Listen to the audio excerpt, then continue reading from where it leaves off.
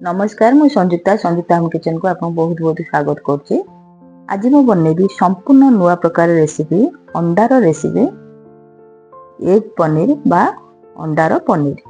आपण एठी 4टा अंडारे आधा किलो भली पनीर पाई परिबे। अंडा मु एठी 4टा को नेकजे गोटे बाउल ले भांगी रखि देबा।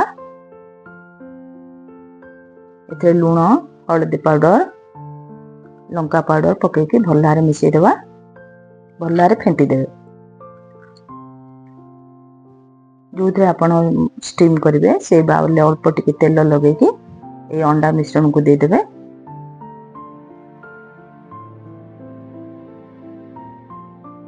स्टीम करिया पय गोटे कड़े रे पानी नै के एथरे रखि देबे। ऊपर गोटे घोड़नी दे देबे। तापर गोटे भारी जिंस दे देले शीघ्र सिझी जीवो। 10-12 मिनिट पय रखिबे।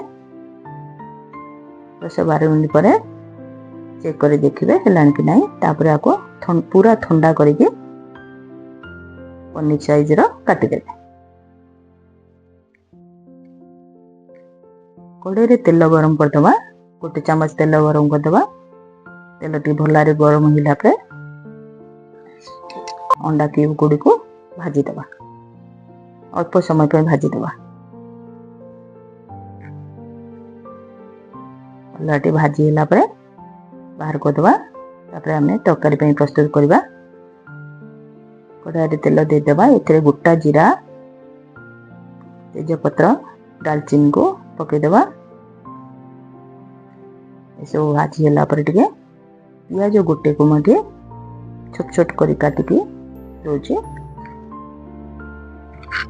पियाज काटी भाजी हेसला पर टमाटर को काटी के एठी दे देबा। टमाटर गोटे मु एठी नेथिले 2 मिनट पे भाजी दबा।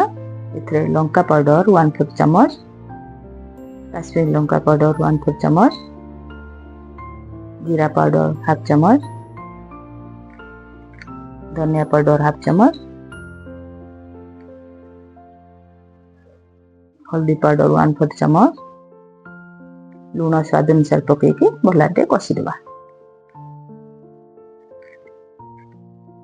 भलारे कसीला परे मुझे पियाज अदा रसुण को एकाथरे बाटी देइथिले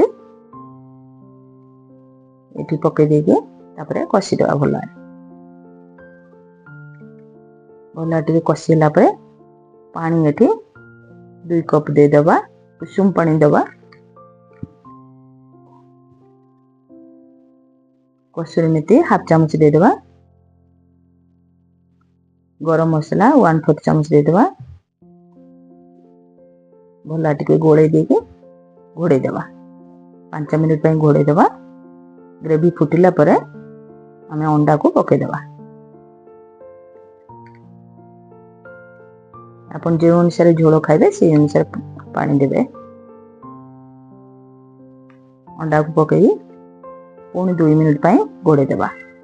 देखो हमर प्रस्तुत हो गेला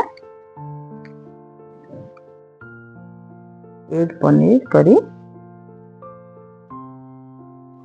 अंडा पनीर तरकारी। तापर हमें सर्व करला। जदि मोर रेसिपी गुडी को भल लागुसी लाइक शेयर सब्सक्राइब करिवे। पाखे थिया बेल आइकन क्लिक करिवे जा द्वारा हमर अपलोड होतुवा नुआ नुआ वीडियो को नोटिफिकेशन पाई परिवे। कमेंट द्वारा जणाइबे केमति लागुची। Thank you for watching.